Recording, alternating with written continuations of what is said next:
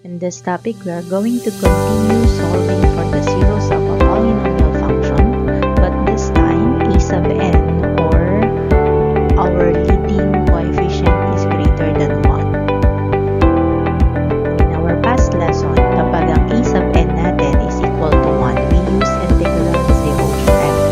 Dito naman, gagamit tayo ng rational zero theorem dahil yung a sub n natin is greater than 1. So when we say rational zero theorem, a rational number p over q, wherein q is not equal to 0 expressed in lowest form is a zero of a polynomial function p of x only if p is a factor of the constant term a sub 0 and q is a factor of the leading coefficient a sub n. So dito sa rational zero theorem, ang magiging factors natin ay rational number. So as long as yung isang number ay pwede siyang maging p over q, that is considered as a rational number. Example, yung whole number, pwede natin siyang gawing p over q. Ang denominator niya is always equal to 1. So considered siya as a rational number, or that whole number is a part of a rational number. Pwede rin fraction, kasi yung fraction may numerator tsaka denominator, and yung denominator should not be equal to 0. So yun yung mga possible zeros na ating polynomial function kapag gagamitin natin yung rational zero theorem at saka yung a sub n natin must be greater than 1. We have some steps to follow in finding all the rational zeros of a polynomial function when a sub n is greater than 1. So yung first step natin, you need to arrange a polynomial in standard form, or yung power of x natin is dapat naka-descending order. Number 2, get the factors of a sub 0 or yung constant term na ginagawa na natin dun sa integral zero theorem. Pangatlo, you need to get the factors of a sub n or leading coefficient. Ito yung dagdag. Kailangan mong kunin yung factors ng ating leading coefficient. Dahil pang-apat, i-divide natin yung factors of a sub 0 by the factors of a sub n. So, kailangan mong alamin yung factor ng constant term tsaka a sub n. Tapos yung fourth step, i-divide mo ngayon bawat isa yung factor ng a sub 0 by the factors of a sub n. And yung last one, you need to use synthetic division to determine the values of x for which p of x is equal to 0. So dito, pag nag-conduct ka na ng synthetic division, make sure na ang remainder mo ay 0 para masabi na yung number na yun o yung x na yun is considered as the zero of the polynomial function.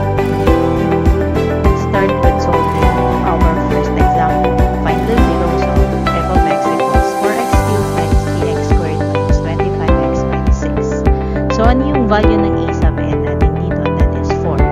And 4 is greater than 1. So that is under the rational zero theorem. So una nating step is we need to get the factors of a sub 0 o yung ating constant term na negative 6. So ano-ano nga ba yung factors ng negative 6? Those are positive and negative 1, positive and negative 2, positive and negative 3, tsaka positive and negative 6.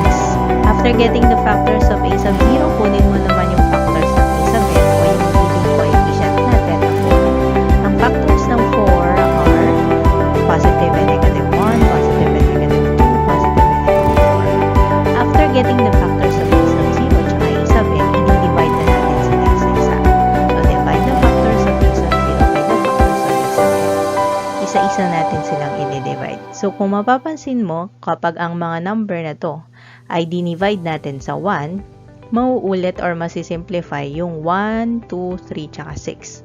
So, kapag dinivide na siya, pwede mo nang masabi na we have positive and negative 1, positive and negative 2, positive and negative 3, and positive and negative 6. Ito yung mga possible factors of the polynomial function. And now, paano nakuha tong iba dito sa kanan? So, ganito yun. I-divide lang natin sila isa-isa. 1 divided by 2, that is 1/2. Ito yun. 1 divided by 4, that is 1/4. Yung 2 naman, 2 divided by 1, syempre 2 yun, kasama na siya dito. 2 divided by 2, that is 1, kasama na rin dito yung 1. 2 divided by 4, pag nilowest term mo yung 2 over 4, that is 1/2, so kasama na siya dito. So, tapos na tayo dun sa 2. Sa 3 naman, 3 divided by 1, ito na yon yung 3. 3 divided by 2, that is 3 over 2, ito na siya. Then 3 over 4, eto na ulit, yung 3 over 4 natin. Yung last one is yung 6. Yung 6 over 1, eto na yon. Yung 6 divided by 2, that is equal to 3. Eto na siya. 6 over 4, pwede natin siyang i-lowest term, yung 6 over 4, that is 3 over 2. Eto na rin siya. So, ganun lang siya kasimple maghanap ng factors ng ating rational zero theorem. Hindi na ito ngayon yung gagamitin. Hindi na factors lang ng constant term yung gagamitin natin na possible values or possible roots of the rational function or of the polynomial function. Etong na-divide na natin na factors of a sub 0 by factors of a sub n ang gagamitin nating possible zeros of the polynomial function. So we have how many possible zeros? 2, 4, 6, 8, 10, 12, 14, 16 possible zeros of our polynomial function in this example. Continuing with the process, let's use synthetic division to solve for the zeros of the polynomial function. Start tayo sa pag-list ng ating mga coefficient. So, we have 4, negative 3, negative 25, tsaka negative 6. No need to insert 0 kasi kompleto naman yung ating exponent of x o yung power of x natin. So, dito sa tutorial na to, bibilisan lang natin. So, make sure na yung gagamitin nating c is a zeros of the polynomial function. Pero, pwede kayong mag-trial and error dun sa inyong pagsusolve. Pwede nyong isa-isahin yung mga in-enumerate natin kanina para ma-verify nyo na hindi siya one of the factor. Or, considered siya as a factor of the polynomial function. So, dito, ang uunahin natin i-solve ay negative 2. So, let's start. Bring down natin yung 4. 4 times negative 2 is negative 8. Negative 3 plus negative 8, that is negative 11. Negative 11 times negative 2 is positive 22. Negative 25 plus 22 is negative 3. Negative 3 times negative 2 is positive 6. And negative 6 plus 6 is equal to 0. So, since 0 yung ating remainder, automatic yung ating negative 2 is a 0 of the polynomial function and x plus 2 as a factor of it. And meron tayong depressed equation na 4x squared minus 11x minus 3. Ito na ngayon yung gagamitin natin na coefficient sa pag-continue na ang ating synthetic division. So, let's continue our synthetic division. Pili ulit tayo ng factors from our possible zeros.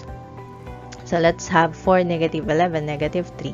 This time, ang gagamitin naman natin is positive 3. So, again, bring down 4. 4 times 3 is 12. Then, add tayo negative 11 plus 12. That is 1. 1 times 3 is 3. And negative 3 plus 3 is equal to 0. So, yun. 0 yung ating remainder. So, it means yung 3 natin is part of the zeros of the function. And yung x minus 3 is a factor of this function. Tapos, yung natitirang factor natin, yung nasa ilalim na natira, that is 4x plus 1.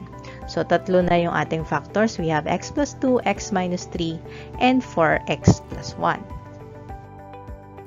Thus, f of x factors as f of x equals x plus 2 times x minus 3 times 4x plus 1. Ito yung ating tatlong factors. So, para mahanap yung zeros, pwede mong kunin yung additive inverse lang ng ating factors. Pero dito, since may coefficient tayo na 4, pwede natin equate to sa 0. So, ang factors natin, or ang zeros rather natin ay negative 2, 3, tsaka negative 1/4. So, paano na-solve yung negative 1/4? So, pwede natin gawin ay, ang usual kasi na ginagawa sa para ma-solve yung zeros, ay i-equate natin yung ating factors sa 0. Kagaya nito, 4x plus 1 is equal to 0, and then we need to solve for x. So, yung next step natin is, i-transpose natin yung 1 sa right side. So, magiging negative 1. Then, we're going to divide both sides by 4 para makancel natin yung 4 na coefficient ng x. Kailangan kasi maging 1 yung coefficient niya. Ayan. So, 4 divided by 4 is 1. So, ang coefficient na lang ng x natin is equal to 1. And then, copy natin yung negative 1/4. And that way, ito na yung isa pang value ng 0 natin o yung value ng x natin. This is negative 1/4. Proceed tayo sa next example. Find the zeros of f of x equals 2x cubed minus x squared minus 13x minus 6. So this time, ang ating a sub n ay 2. So that is greater than 1. Ang ating constant ay negative 6. So let's start solving the roots by getting the factor of a sub 0, that is negative 6. So ang factors ng negative 6 are positive and negative 1, positive and negative 2, positive and negative 3, and positive and negative 6. Next naman, kunin natin yung factors ng ating a sub n or yung 2 natin. So those are positive and negative 1, positive and negative 2.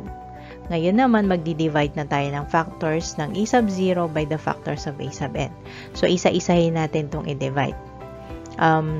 Kung i-divide natin itong lahat sa 1, ibig sabihin, mauulat lang tong factors na to. So, eto na siya, yung factors na yan sa positive and negative 1 hanggang positive and negative 6. Pero, paano nakuha yung positive and negative 1 half tsaka positive and negative 3 over 2? I-divide naman natin lahat ng to sa 2. So, kapag dinivide 1 divided by 2, that is 1 half. So, positive and negative 1 half. Sunod, yung 2 naman sa 2. So, 2 divided by 2. That is 1. So, nandito naman na yung 1. So, hindi na kailangan ilagay. Yung 3 naman, di-divide ulit sa 2. So, 3 divided by 2. That is 3 over 2. Sunod, yung 6 naman, i-divide sa 2. 6 divided by 2. That is 3 na. Nandito naman na siya. So, ito lang yung dalawang nadagdag natin. So, ganun, kinukuha yung mga possible zeros of the polynomial function kapag a sub n is greater than 1. So, dito sa example na to, we have 2, 4, 6, 8, 10, 12 possible zeros of the function. Ay continue natin sa pag-solve using synthetic division. Yung mga coefficient ng ating function ay 2, negative 1, negative 13, tsaka negative 6. Yung gagamitin natin na factors o yung zeros natin ay negative 2. Try natin yung negative 2. Kasama to kanina sa define natin na mga possible zeros of the function. So, bring down tayo ng 2. 2 times negative 2 is negative 4. Negative 1 plus negative 4 is negative 5. Negative 2 times negative 5 is positive 10. Negative 13 plus 10 is negative 3. Negative 3 times negative 2 is positive 6. And negative 6 plus 6 is equal to 0. So, since 0 ang ating remainder, again, negative 2 is 0 of the function and x plus 2 is a factor of the function. So, we have now the depressed equation 2x squared minus 5x minus 3. So, continue natin yung pagsusolve ng ating zeros. Gamitin naman natin yung coefficient ngayon itong depressed equation natin. So, we have 2, negative 5, tsaka negative 3. So, from the in-enumerate natin kanina na zeros of the function, ang gagamitin naman natin ay 3. So, start tayo. Bring down 2. 2 times 3 ay 6. Negative 5 plus 6 is 1. 1 times 3 is positive 3. And negative 3 plus 3 is equal to 0. So, since 0 na rin ang kanyang remainder, it means yung 3 natin is part of the zeros of the function. Tapos yung x minus 3 is a factor of the function. At yung natitira na 2 tsaka 1, gagamitin na natin siya as the last factor of the polynomial function. So, that is 2x plus 1. Dahil 2x squared na itong ating dividend. Minus 1 lang tayo sa exponent. Kaya 2x plus 1 na siya. So, ang ating tatlong factors ay x plus 2, x minus 3, tsaka 2x plus 1. So, thus, yung f of x factors as f of x equals x plus 2 times x minus 3 times 2x plus 1. So, para makuha yung zeros again, kailangan kunin yung additive inverse ng positive 2, that is negative 2.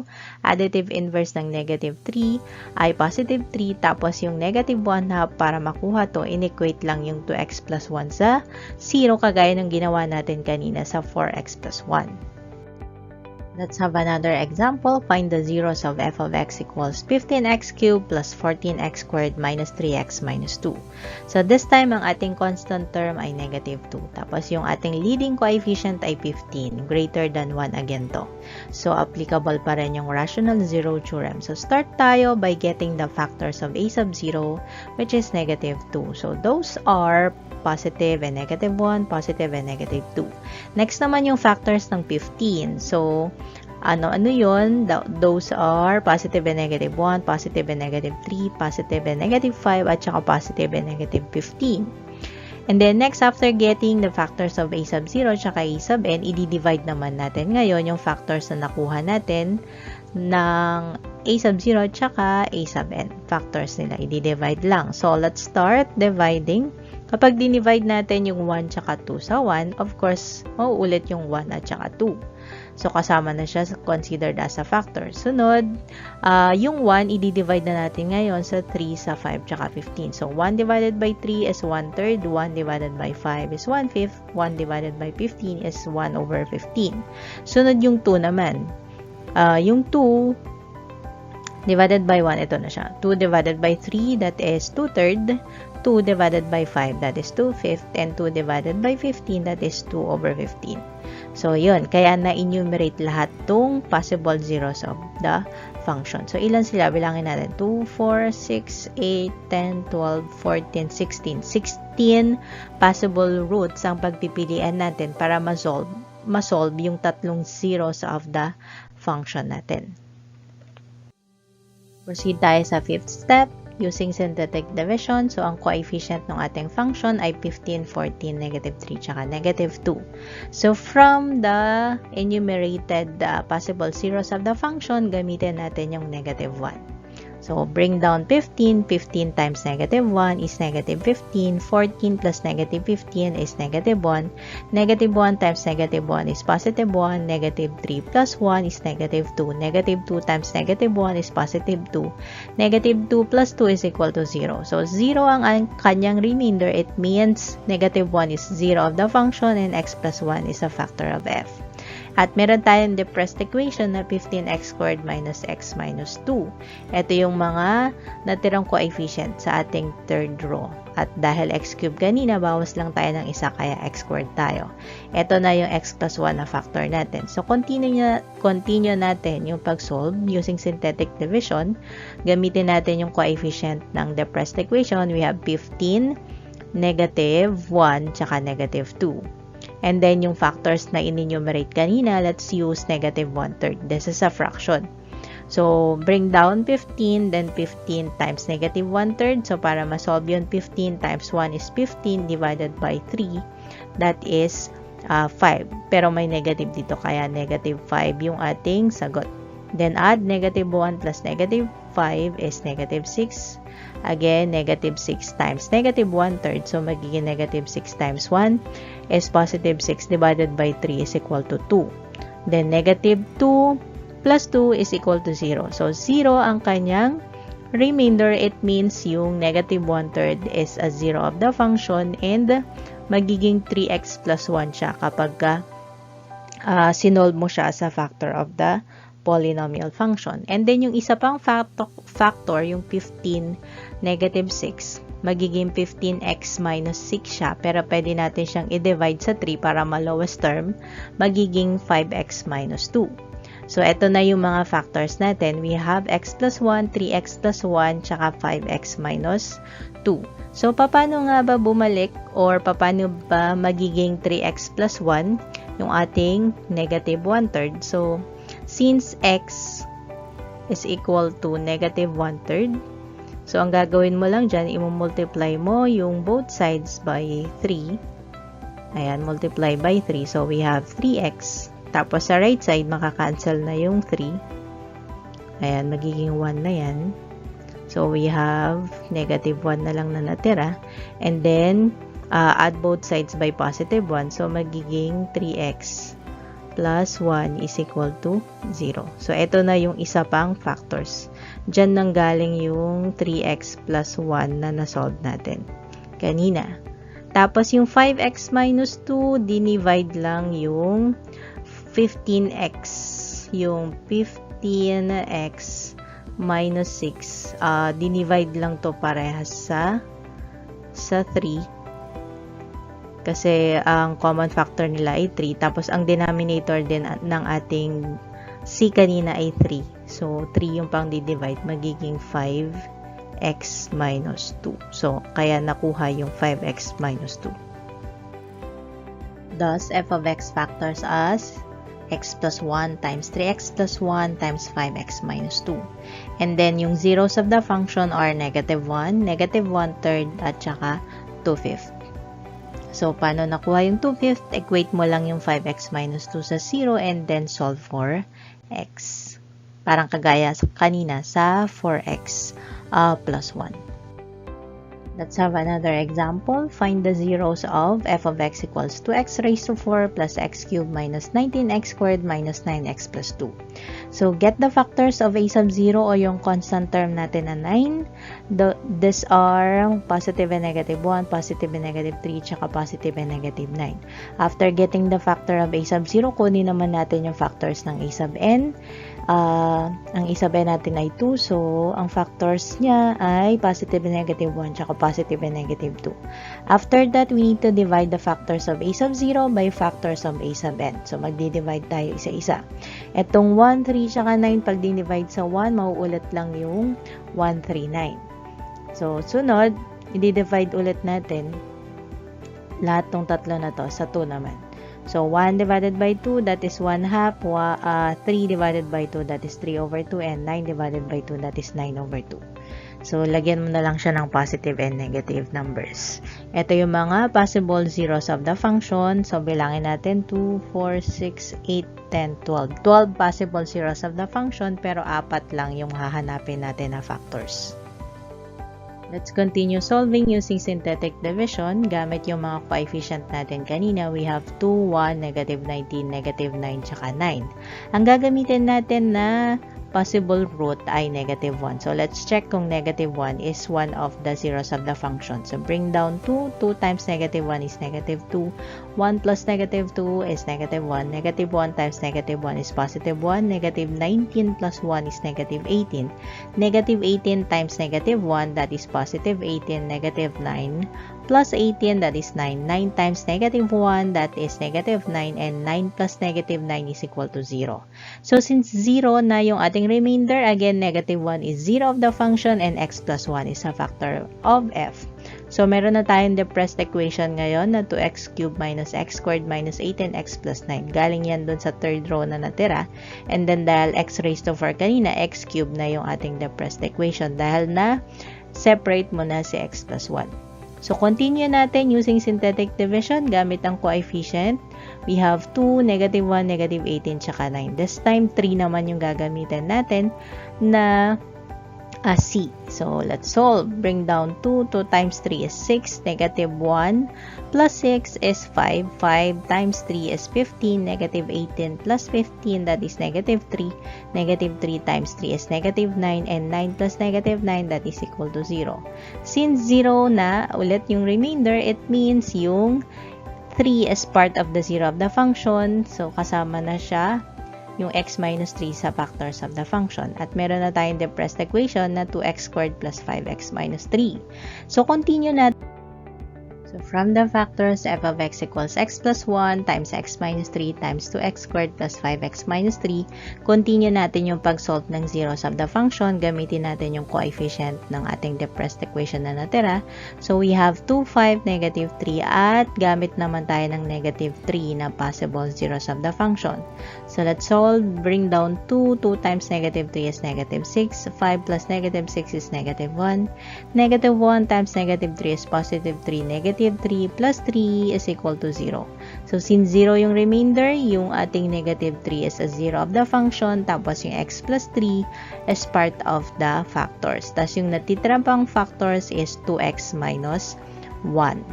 So, ang factors natin ay x plus 1 times x minus 3 times x plus 3 times 2x minus 1. So, the zeros are, just get the additive inverse or equate this into 0, then solve for x. These are negative 1. So, yung positive 1 magiging negative 1, yung negative 3 magiging positive 3, yung positive 3 magiging negative 3. At yung 2x minus 1, pag in-equate sa 0, masosolve mo yung 1 half. So, these are the zeros of the function.